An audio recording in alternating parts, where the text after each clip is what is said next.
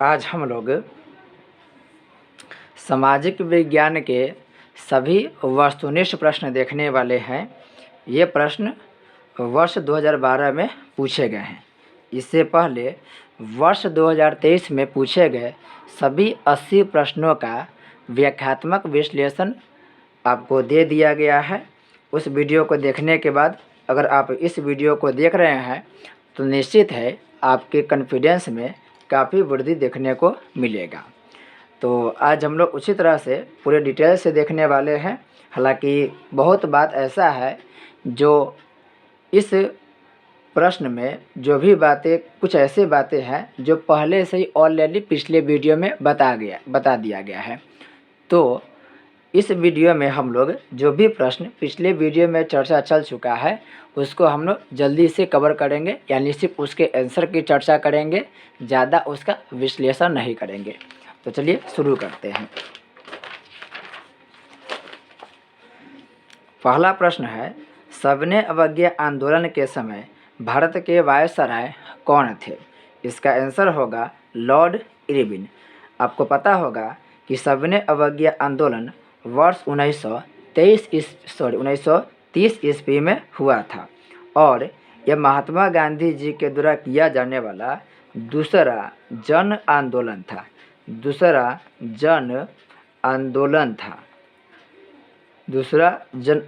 था।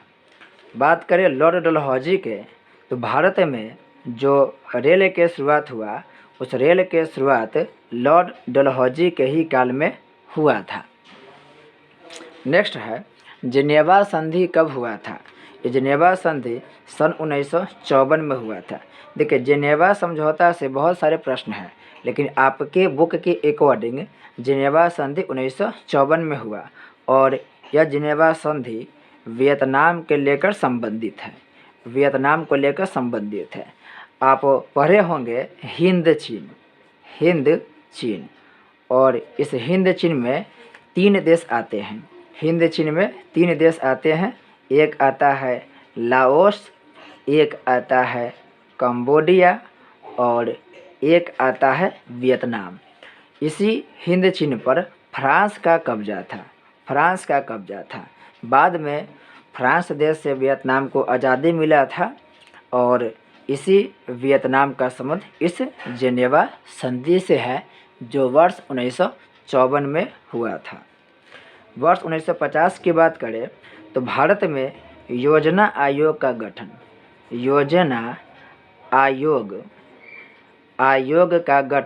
वर्ष 1950 में हुआ था। और बात करें 1952 में तो राष्ट्रीय विकास परिषद का गठन 1952 में हुआ था। राष्ट्रीय विकास परिषद का गठन वर्ष 1952 में हुआ था। तीसरा प्रश्न देखते हैं, चौरी चौरा कांड हुआ था। ये चौरी चौरा कांड वर्ष 1922 में हुआ था। आपको पता होगा कि महात्मा गांधी जी के द्वारा 1920 में एक आंदोलन किया जा रहा था गांधी जी के द्वारा, जिसका नाम था असहयोग आंदोलन। यह असहयोग आंदोलन 1920 में हुआ था, लेकिन गांधी जी इस आंदोलन को चौरी चौरा कांड के बाद समाप्त कर दिए थे। यानी वर्ष 1922 ईस्वी में उत्तर प्रदेश में एक गोरखपुर जिला के चौरी चौरा नामक गांव में एक हत्याकांड हुआ था। यानी इसमें क्या हुआ था कि भारत के जो प्रदर्शनकारी लोग थे वो लोग एक पुलिस चौकी को आग लगा दिए थे और इस आगजनी में 22 पुलिसकर्मियों की क्या हुआ था, हत्या हो गया था, जिसके दुख में गांधी जी असहयोग आंदोलन को समाप्त कर दिए थे और यह समाप्त किए थे सन 1952 ईस्वी में। 1923 ईस्वी में बात करें तो 1930 ईस्वी में सविनय अवज्ञा आंदोलन हुआ था और भारत छोड़ो आंदोलन वर्ष 1942 ईस्वी में हुआ था। अगला है, विश्व का पहला समाजवादी देश था। तो विश्व का पहला समाजवादी देश रूस है। बात करें भारत के तो भारत मिश्रित अर्थव्यवस्था वाला देश है। और जर्मनी फ्रांस की बात करें तो ये दोनों देश जर्मनी और फ्रांस दोनों पूंजीवादी अर्थव्यवस्था वाला देश है। अगला प्रश्न है, हिंद चीन में पहुंचने वाले प्रथम व्यापारी थे। तो हिंद चीन में पहुंचने वाले प्रथम व्यापारी थे पुर्तगाल। अभी आपको पता है कि इस हिंद चीन में 3 देश आता था, एक था लाओस, दूसरा कंबोडिया और तीसरा वियतनाम। और इस हिंद चीन में सबसे पहले पुर्तगाली पहुँचे थे, लेकिन हिंद चीन को उपनिवेश कौन बनाया था? तो हिंद चीन को उपनिवेश फ्रांसीसी ने बनाया था। अगला है, वियतनाम का एकीकरण हुआ था। तो वियतनाम का एकीकरण वर्ष 1975 में हुआ था। 1975 में ही क्षेत्रीय ग्रामीण बैंक का गठन हुआ था। क्षेत्रीय ग्रामीण बैंक की स्थापना 1975 में हुआ था। और भारत में आपातकाल भी वर्ष 1975 में ही लगा था। 1980 में भारतीय जनता पार्टी की स्थापना हुआ था। ध्यान रखेंगे, भारतीय जनता पार्टी का स्थापना 1980 में हुआ था। अगला प्रश्न है, काउंट काबूल को विक्टर इमैनुअल ने किस पद पर नियुक्त किया था? तो इसका आंसर होगा प्रधानमंत्री। आपको पता है ये जो काउंट काबूल है, इस काउंट काबूल का संबंध इटली देश से है। काउंट काबूल का संबंध इटली देश से है। और आप पढ़ते हैं कि इटली के एकीकरण के कूटनीतिज्ञ, इटली के एकीकरण के कूटनीतिज्ञ, या आपसे पूछे इटली के एकीकरण के राजनीतिज्ञ किसे कहा जाता है? तो उसका आंसर होगा काउंट काबूल। अगला है, किन्हें सीमांत गांधी के नाम से जाना जाता है? तो सीमांत गांधी के नाम से खान अब्दुल गफ्फार खान को जाना जाता है। नेक्स्ट है, मोपला विद्रोह कहाँ हुआ था? मोपला विद्रोह केरल में हुआ था। वर्ष 1921 में मोपला विद्रोह हुआ था। और कभी कभी पूछता है कि केरल में कहाँ हुआ था?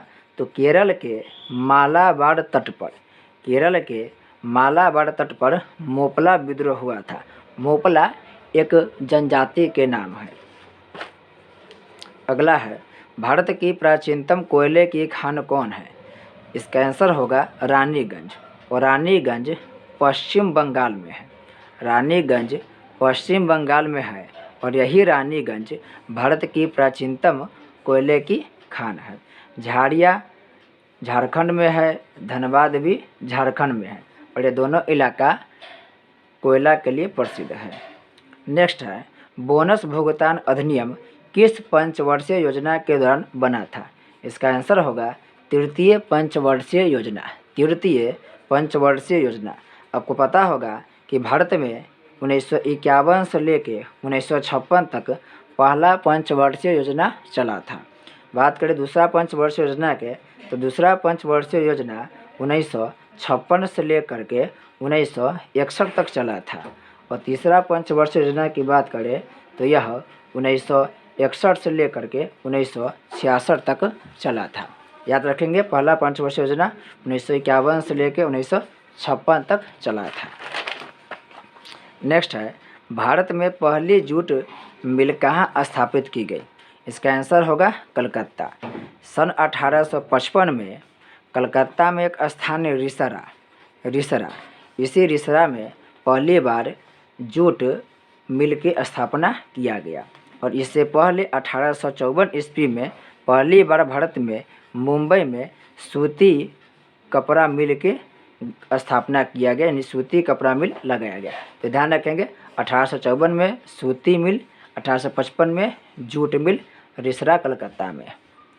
नेक्स्ट है, पावर लूम का आविष्कार किसने किया? पावर लूम का आविष्कार एडमंड कार्टराइट ने किया था। एडमंड कार्टराइट रे। आप ऑप्शन ए में देख रहे हैं जेम्स वॉट। और यह जो जेम्स वॉट है, यह वाष्प इंजन का आविष्कार किया था। इससे प्रश्न खूब पूछे जाते हैं, याद रखेंगे आप लोग। वाष्प इंजन का निर्माण, इस आविष्कार कौन किया था? James Watt. और जो जॉन के है, ये जॉन के फ्लाइंग शटल नामक मशीन का आविष्कार किया था। Flying shuttle. तो फ्लाइंग शटल का आविष्कार कौन किया था? जॉन के। वाष्प इंजन का आविष्कार कौन किया था? James Watt. और पावर लूम का आविष्कार एडमंड कार्टराइट ने किया था। नेक्स्ट है अंतर्राष्ट्रीय श्रमिक संगठन। अंतर्राष्ट्रीय श्रमिक संगठन का मुख्यालय कहाँ है? इसका आंसर होगा जिनेवा। देखिए वर्ष 1919 में अंतर्राष्ट्रीय श्रमिक संगठन, जिसे हम लोग बोलते हैं इंटरनेशनल लेबर ऑर्गेनाइजेशन, तो वर्ष 1919 में अंतर्राष्ट्रीय श्रमिक संगठन का गठन हुआ था, जिसका मुख्यालय स्विट्जरलैंड के जिनेवा में है। स्विट्जरलैंड के जिनेवा में। सिंगापुर कब आज़ाद हुआ था? सिंगापुर वर्ष 1965 में आज़ाद हुआ था। सिंगापुर एशिया महादेश में है और आपसे प्रश्न पूछता है बताइए सिंगापुर के मुद्रा के नाम क्या है? तो सिंगापुर के मुद्रा डॉलर है। अगला है भारत सदस्य नहीं है। तो देखिए भारत दक्षेस का भी सदस्य है, G15 का भी सदस्य है, WTO का भी है, लेकिन ओपेक का सदस्य नहीं है। एक संगठन है जिसको बोलते हैं ओपेक। ओपेक के फुल फॉर्म याद रखिएगा। ओपेक के फुल फॉर्म है organisation of petroleum export countries. Organisation of petroleum export countries, यानी ओपेक पेट्रोल निर्यात करने वाले देशों के समूह के नाम याद रखेंगे। ओपेक क्या है? तो ओपेक पेट्रोलियम निर्यात करने वाले देश के समूह के नाम है, और इसमें सऊदी अरब, वेनेजुएला, कतर, कुवैत ये देश आते हैं, भारत नहीं आता है। नेक्स्ट है मुद्रण कला का आविष्कार कहाँ हुआ था? यह हुआ था चीन में। नेक्स्ट है विश्व की पेपर मिल की स्थापना हुई थी। यह हुआ था जर्मनी में। सबसे पहले जर्मनी में पेपर मिल लगा था, यानी कागज़ बनाने का जो शुरुआत हुआ था वह हुआ था जर्मनी देश में। नेक्स्ट है 95 थीसिस किसने लिखी थी? 95 थीसिस मार्टिन लूथर ने लिखी थी। याद रखिएगा एक व्यक्ति है मार्टिन लूथर और एक व्यक्ति है Martin Luther king. Martin Luther king. ये जो मार्टिन लूथर है, इस मार्टिन लूथर का संबंध है जर्मनी से। ये जो मार्टिन लूथर किंग है, इसे मार्टिन लूथर किंग जूनियर भी बोलते हैं। इसका संबंध अमेरिका यानी USA से है। ये मार्टिन लूथर किंग रंगभेद के खिलाफ में आवाज़ उठाए थे, और ये जो मार्टिन लूथर थे, यह मार्टिन लूथर जो धर्म सुधार आंदोलन था, वो धर्म सुधार आंदोलन में भाग लिए थे।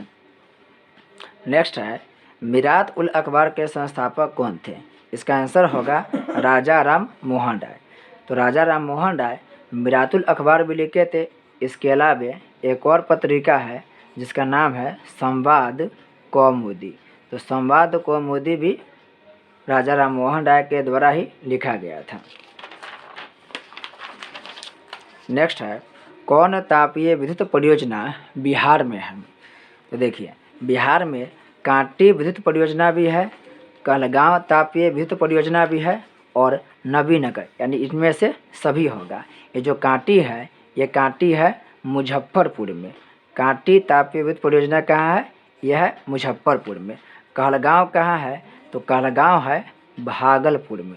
कहलगांव भागलपुर में। और ये बात करें नबीनगर के, तो नबीनगर बिहार के औरंगाबाद में है।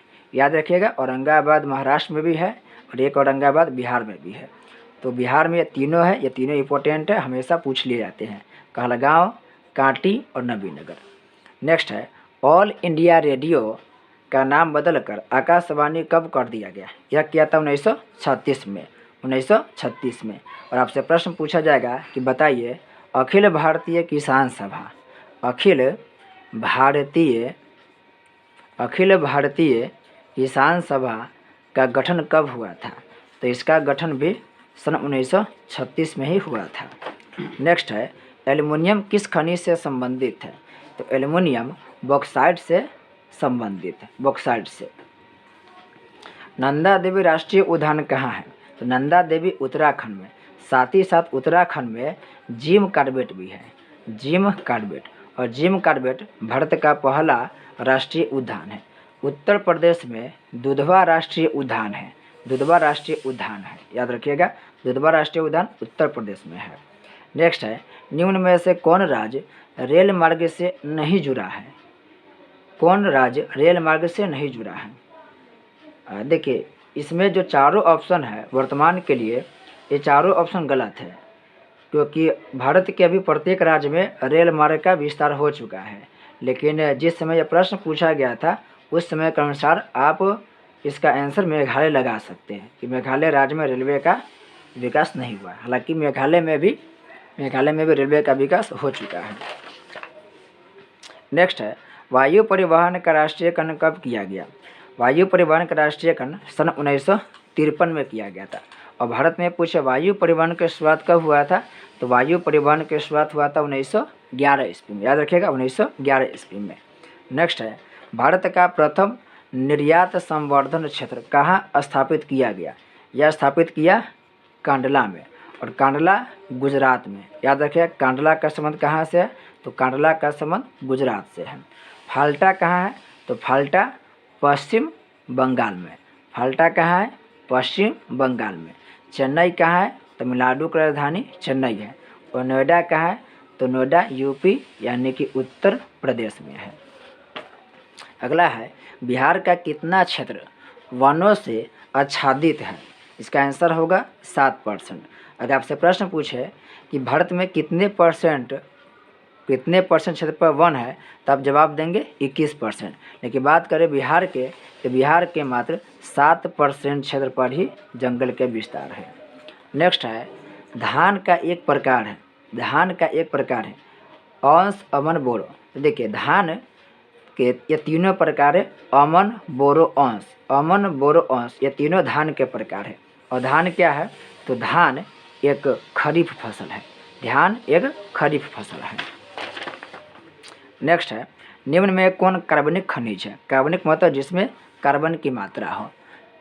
निम्न में से कौन कार्बनिक खनिज है, यानी कोयला होगा। इसका आंसर होगा कोयला। कोयला में कार्बन की मात्रा होता है।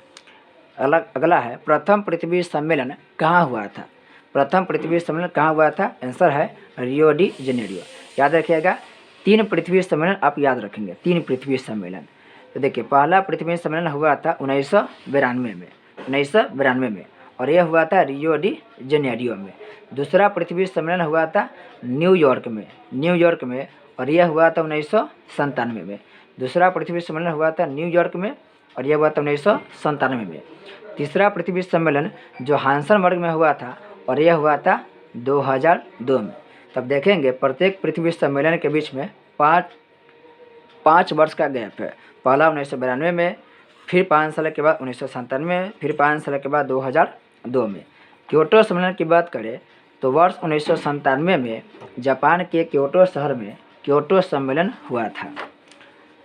अगला है, निम्न में से कौन कृषि आधारित नहीं है? तो कृषि आधारित सीमेंट उद्योग नहीं है। सीमेंट चूना पत्थर से बनता है।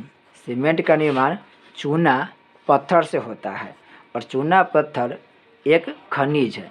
इस तरीक़ा से सीमेंट जो है वो खनिज आधारित उद्योग है, न कि कृषि आधारित। नेक्स्ट है, बिहार में अति जल दोहन से किस तत्व का संकेंद्रण बढ़ा है? इसका आंसर होगा आर्सेनिक। आप पढ़ते होइएगा तत्व, अगर आप पढ़िएगा पीरियोडिक टेबल, तो 33 नंबर पर एक तत्व आता है आर्सेनिक। इसी आर्सेनिक तत्व का संकेंद्रण बिहार में बढ़ा है। नेक्स्ट है, चिपको आंदोलन के प्रवर्तक कौन है? तो चिपको आंदोलन से सुंदरलाल बहुगुणा का संबंध है। बात करें मेघा पाटेकर के, तो नर्मदा बचाओ आंदोलन, याद रखिएगा, प्रश्न पूछे आते हैं। नर्मदा बचाओ आंदोलन का संबंध किससे है? तो वह है मेघा पाटेकर से। नर्मदा एक नदी है, और उसी नदी पर बांध बनाने को लेकर के मेघा पाटेकर आंदोलन की थी। नेक्स्ट है, निम्न में कौन अनवीकरणीय संसाधन है? तो अनवीकरणीय का मतलब होता है जिसे एक बार प्रयोग कर ले और एक बार प्रयोग कर लेने के बाद वो दोबारा प्राप्त नहीं हो, उसे अनवीकरणीय कहेंगे। तो यह होगा जीवाश्म ईंधन, यानी इसे एक बार प्रयोग करेंगे तो वह खत्म हो जाएगा, दोबारा प्राप्त नहीं होगा। बाकी सौर ऊर्जा, जल विद्युत, पवन ऊर्जा, इसका हम लोग लगातार प्रयोग कर सकते हैं, ये समाप्त नहीं होने वाले हैं। अतः ये सब नवीकरणीय है, जबकि जीवाश्म ईंधन अनवीकरणीय है। नेक्स्ट है, भारत में प्रथम जल विद्युत संयंत्र की स्थापना कहाँ हुई थी? यह हुआ था दार्जिलिंग में। इसका चर्चा पिछले वीडियो में भी कर दिया गया है। अगला है, बिहार का सर्वाधिक जनसंख्या घनत्व वाला जिला कौन है? इसका आंसर देखिए, इसमें शिवहर नहीं दिया हुआ है, तो अगर शिवहर नहीं है तो इस स्थिति में आप पटना लगाएंगे। ऐसे बिहार के सबसे ज़्यादा जनसंख्या घनत्व वाला जिला कौन है? शिवहर। लेकिन विकल्प में शिवहर नहीं है, इसलिए शिवहर के बाद पटना का स्थान आता है। नेक्स्ट है, भारत में मुख्यतः किस प्रकार का कोयला पाया जाता है? देखिए, कोयला के 4 प्रकार होता है। एक होता है एंथ्रासाइड, एक होता है बिटुमिनस, एक होता है लिग्नाइट, एक होता है पीट। अब चारों नाम याद रखेंगे, ये सभी कोयला के प्रकार हैं। लेकिन भारत में बिटुमिनस कोयला पाया जाता है और सबसे बढ़िया कोयला होता है एंथ्रासाइड। सबसे बढ़िया कोयला एंथ्रासाइड होता है, जबकि सबसे घटिया कोयला पीट होता है, पीट। भारत में कौन कोयला मिलता है? तो भारत में बिटुमिनस कोयला मिलता है। एंथ्रासाइड में 80% से ज़्यादा कार्बन की मात्रा होता है। बिटुमिनस में 60 से लेकर के 80% तक कार्बन की मात्रा होता है। लिग्नाइट में 40 से लेकर 60% तक कार्बन की मात्रा होता है। अब बात करें पीट के, तो पीट में 40% से कम कार्बन की मात्रा होता है। तो जिसमें जितना कार्बन होगा वह कोयला उतना ही अच्छा माना जाता है। नेक्स्ट है, भारत में सर्वाधिक वर्षा किस स्थान पर होती है? इसका आंसर होगा मासीराम।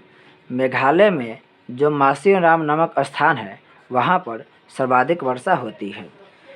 बिहार की प्राचीनतम नदी घाटी परियोजना कौन है? तो यह है सोन नदी परियोजना। और यह कौन नदी पर है? तो यह सोन नदी पर ही है। सन 1874 में इसका विकास किया गया और यह बिहार की सबसे प्राचीनतम नदी घाटी परियोजना है। नेक्स्ट है, बॉक्साइट का सबसे बड़ा उत्पादक राज्य कौन है? तो देखिए, यह प्रश्न, इस प्रश्न का जो आंसर है वो हमेशा अलग अलग हो सकता है। वर्तमान के लिए आप मिला सकते हैं कि इसका आंसर उड़ीसा होगा। बॉक्साइट का सबसे बड़ा उत्पादक कौन है? तो उड़ीसा होगा। सूचना का अधिकार कानून कब लागू हुआ? इसका आंसर होगा 2005। 2005 में सूचना का अधिकार कानून लागू किया गया। तीसरा पृथ्वी सम्मेलन 2002 में हुआ था। नेक्स्ट है, नेपाल के साथ भारत के किस राज्य की सबसे लंबी सीमा है? इसका आंसर होगा उत्तर प्रदेश। सबसे ज़्यादा उत्तर प्रदेश राज्य नेपाल के साथ बॉर्डर साझा करती है। अगला है, भारतीय जनता पार्टी के प्रथम अध्यक्ष कौन थे? इसका आंसर होगा अटल बिहारी वाजपेयी। जो भारतीय जनता पार्टी है यह बना था 1980 में और कमल के फूल इसका चुनाव चिन्ह है। कमल के फूल बीजेपी के चुनाव चिन्ह है। और प्रथम अध्यक्ष कौन थे? तो अटल बिहारी वाजपेयी थे। बात करें कांशीराम के, एक राष्ट्रीय पार्टी है जिसका नाम है बहुजन समाज पार्टी। बहुजन समाज पार्टी। और इस बहुजन समाज पार्टी के संस्थापक कौन थे? कांशीराम थे। नेक्स्ट है, पंचायतों में महिलाओं के लिए कितना प्रतिशत स्थान आरक्षित है? इसका आंसर होगा 33%। आंसर होगा 33%। जबकि आपसे प्रश्न पूछेगा कि बिहार में कितना % आरक्षण है महिलाओं के लिए, तो वह है 50%। देखिए, बात करें इंडिया में, तो इंडिया में 33% है, जबकि बिहार में कितना है? तो बिहार में 50% है। और पंचायती राज संस्था में महिलाओं को 50% आरक्षण देने वाला बिहार भारत का प्रथम राज्य, ध्यान रखेंगे, बिहार भारत का प्रथम राज्य है जो महिलाओं को 50% आरक्षण दिया है। देखिए, अगर आपको ये लग रहा है कि ज़्यादा तेज़ी से बोला जा रहा है तो आपको यूट्यूब पर एक सुविधा देता है जिसमें आप रफ्तार को धीमे कर सकते हैं या आपको कम लग रहा है तो तेज़ कर सकते हैं। यूट्यूब पर सुविधा है, आप जा कर के, आपका तेज़ लग रहा है तो 1.5 देखेंगे, अगर नॉर्मल में 1 देखना है, अगर आपको ज़्यादा समस्या हो रहा है तो 0.75 पर देख सकते हैं। उसमें आपको धीरे धीरे देखने को मिलेगा। अगला है, राज्य वित्त आयोग का गठन किया जाता है। देखिए, राज्य वित्त आयोग जो है वह भारत में जो पंचायती राज संस्था है, जो ग्रामीण क्षेत्र में चुनाव होता है मुखिया सरपंच के, उस सब के वित्तीय स्थिति यानी उसके लिए पैसा की व्यवस्था करते वित्त सुविधा उपलब्ध कराती है। तो इसका आंसर होगा ए, पंचायतों की वित्तीय स्थिति के पुनरावलोकन हेतु राज्य वित्त आयोग का गठन किया जाता है।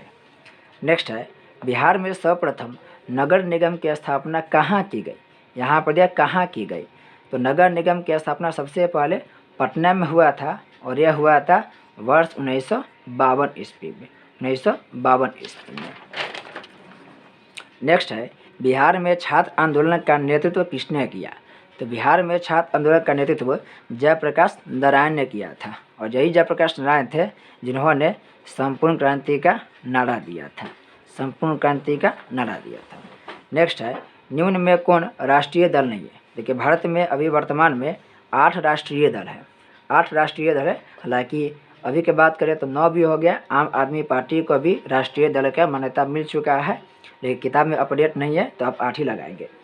इसमें से कौन है? तो भारतीय राष्ट्रीय कांग्रेस यह है। सबसे पहले भारतीय राष्ट्रीय कांग्रेस बना था 1885 में, और यह है। लोक जनशक्ति पार्टी ये नहीं है। लोक जनशक्ति पार्टी बिहार के पार्टी है।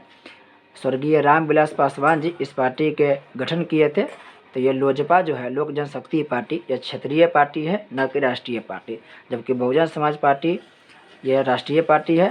भारतीय जनता पार्टी बीजेपी यह भी राष्ट्रीय पार्टी है। नेक्स्ट है, बोलीविया में जन संघर्ष का मुख्य कारण क्या था? तो बोलीविया में क्या हुआ, पानी की कीमत में वृद्धि कर दिया गया, यानी पानी जो था उसको निजी व्यक्ति यानी कि निजी संस्था के हाथे सौंप दिया गया। इसलिए जल के निजीकरण के लिए करके वहाँ पर जनता लोग विद्रोह किया था। जन संघर्ष मतलब जनता द्वारा किया गया विद्रोह। और ये जो बोलीविया है यह एक देश है दक्षिणी अमेरिका में। दक्षिणी जो अमेरिका है, दक्षिणी अमेरिका, उसी दक्षिणी अमेरिका में एक देश है जिसका नाम है बोलीविया। दक्षिणी अमेरिका के एक देश है बोलीविया। तो हमेशा प्रश्न पूछा गया, रिपीट बहुत बार रिपीट हुआ है कि बताइए पानी के कीमत में वृद्धि के लिए करके किस देश में जन संघर्ष हुआ था? आंसर होगा बोलीविया, दक्षिणी अमेरिकी देश है। देखो ये प्रश्न पूछा गया है, बोलीविया किस महादेश का हिस्सा है? आंसर होगा दक्षिणी अमेरिका। नेक्स्ट है, निम्न में से किसे प्राथमिक क्षेत्र कहा गया है? तो प्राथमिक क्षेत्र कृषि क्षेत्र को कहा गया है। कृषि और उससे संबंधित क्षेत्र को प्राथमिक क्षेत्र में रखते हैं, और द्वितीयक क्षेत्र में औद्योगिक क्षेत्र को रखते हैं, और तृतीयक क्षेत्र में सेवा को रखते हैं। तो प्राथमिक क्षेत्र में कृषि को रखते हैं, उद्योग को द्वितीयक क्षेत्र में रखते हैं, और सेवा को तृतीयक क्षेत्र में रखते हैं। नेक्स्ट है, स्वीडन की मुद्रा क्या है? स्वीडन की मुद्रा का नाम क्रोना है, और स्वीडन यूरोप का एक देश है, यूरोप का एक देश है। ब्रिटेन के मुद्रा का नाम पौंड है, अमेरिका के मुद्रा का नाम डॉलर है। गरीबी के कुचक्र की धारणा किसने दिया था? यह रैगनर नक्श ने दिया था। रैगनर नक्श का कहना था कि गरीबी ही गरीबी को जन्म देता है। तो कभी कभी प्रश्न आपसे यह पूछ लेगा कि बताइए गरीबी ही गरीबी को जन्म देता है, किसने कहा था? यह रैगनर नक्श ने कहा था। कृषि तथा ग्रामीण विकास के लिए पुनर्वित्त करने वाली शीर्ष संस्था कौन है? यह होगा नाबार्ड। नाबार्ड का गठन के बात करें तो यह नाबार्ड 1982 में बना था, 1982 में। और बात करें क्षेत्रीय ग्रामीण बैंक के, तो क्षेत्रीय ग्रामीण बैंक 1975 में बना था। नेक्स्ट है, भारतीय रिजर्व बैंक की स्थापना हुई थी। भारतीय रिजर्व बैंक 1935 में बना था। और बात करें रिजर्व बैंक के राष्ट्रीयकरण के, तो रिजर्व बैंक के राष्ट्रीयकरण वर्ष 1949 में हुआ था। भारत के जो केंद्रीय बैंक है, और भारत के केंद्रीय बैंक भारतीय रिजर्व बैंक है, जिसे हम लोग शॉर्ट फॉर्म में आरबीआई बोलते हैं। आरबीआई यानी कि रिजर्व बैंक ऑफ इंडिया, यह केंद्रीय बैंक है। इसका गठन हुआ था 1935 में, और राष्ट्रीयकरण हुआ था 1949 में। मनरेगा शुरू हुई थी। यह मनरेगा शुरू हुआ था आंध्र प्रदेश में, और मनरेगा के तहत वर्ष के 12 महीने में से 100 दिन रोजगार मिलता है। तो क्वेश्चन पूछा मनरेगा में कितने दिन का रोजगार मिलता है? इसका जवाब होगा 100 दिन। नेक्स्ट है, निम्न में से कौन गैर आर्थिक आधारभूत संरचना का अंग है? देखिए गैर आर्थिक आधारभूत संरचना का मतलब होता है कि वैसा काम जिसके करने के पीछे पैसा कमाने का उद्देश्य न हो करके मानवीय सेवा करना होता है।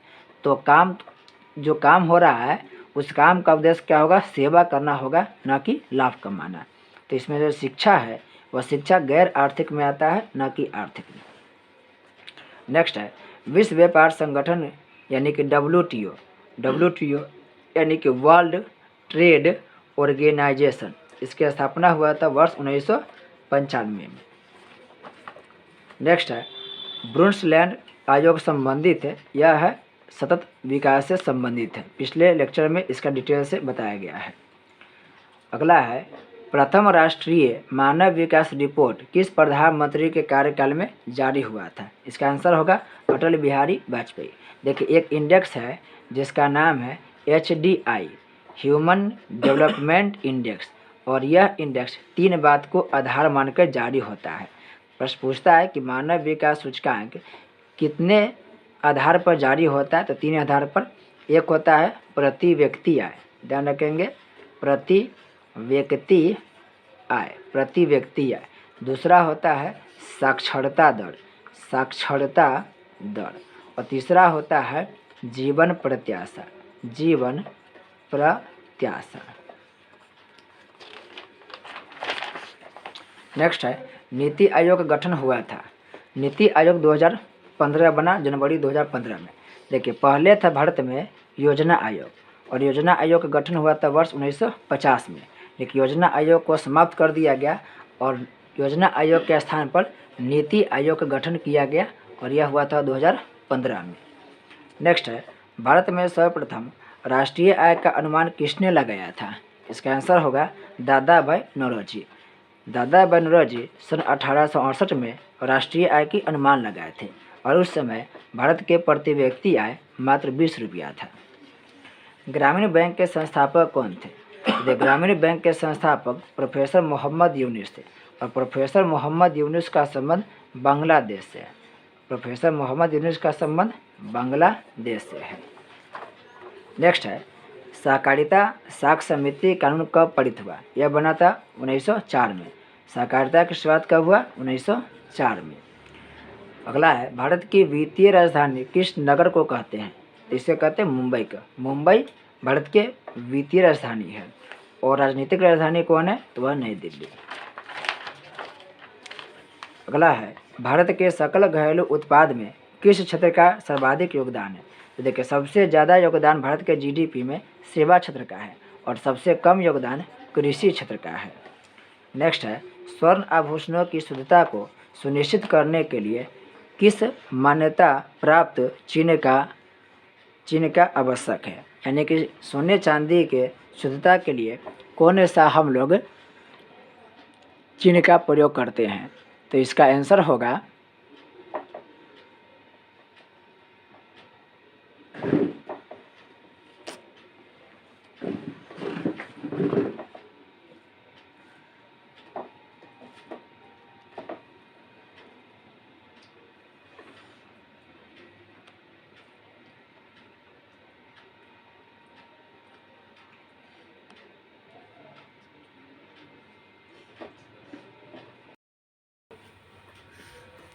स्वर्ण आभूषण की शुद्धता को सुनिश्चित करने के लिए किस मान्यता प्राप्त चिन्ह का होना आवश्यक है? इसका आंसर होगा हॉलमार्क। अगर आप सोना चांदी के कोई आभूषण ले रहे हैं तो उसमें हॉलमार्क के चिन्ह देखा जाता है, क्योंकि जिस सोना चांदी के आभूषण में हॉलमार्क का चिन्ह होता है वह सोना चांदी के जेवर शुद्ध होता है। बात करें एग मार्क के, तो जो भी खाने पीने की वस्तु है वो खाने पीने के वस्तु के शुद्धता की जाँच के लिए एग मार्क का प्रयोग करते हैं, और जो भी कारखाने में वस्तु बना है उस वस्तु पर ISI मार्क का होना आवश्यक है। नेक्स्ट है उपभोक्ता संरक्षण अधिनियम लागू हुआ था। तो देखिए उपभोक्ता संरक्षण अधिनियम वर्ष 1986 में लागू हुआ था। इसे हम लोग कोपरा के नाम से जानते हैं, COPRA, consumer protection act, consumer protection act, और यह 1986 में लागू हुआ था।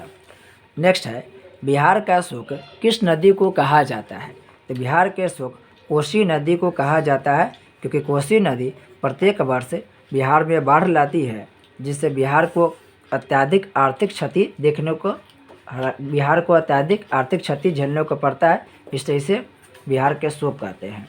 नेक्स्ट है महासागर की तली पर होने वाले कंपन का संबंध है। तो महासागर की तली में जो कंपन होता है उसे हम लोग सुनामी कहते हैं। यानी आप कह सकते हैं कि समुद्र में जो भूकंप होता है उसे हम लोग सुनामी कहते हैं। अगला है संसाधनों की खोज एवं प्रबंधन के लिए किस उपग्रह का प्रयोग किया जाता है? इसका आंसर होगा सुदूर संवेदी उपग्रह। कहीं कहीं पर रिमोट सेंसिंग उपग्रह भी देगा, या रिमोट सेंसिंग सेटेलाइट। तो सुदूर संवेदी उपग्रह का प्रयोग संसाधनों की खोज के लिए किया जाता है। नेक्स्ट है, भारत में सबसे बड़ा मानव निर्मित जलाशय यानी आर्टिफिशियल जलाशय कौन है? तो यह होगा गोविंद सागर, गोविंद सागर। अगला है, सर्वाधिक बाढ़ प्रभावित देश है। तो देखिए सबसे ज़्यादा बाढ़ बांग्लादेश में आता है। बांग्लादेश बाढ़ों की भूमि है। और बात करें पाकिस्तान के, तो पाकिस्तान नहरों के देश है। पाकिस्तान को नहरों का देश कहते हैं। भूटान को तरित झंझावत वाला देश कहते हैं। अगला है, मानचित्र में नीले रंग द्वारा किस भाग को देखा जाता है?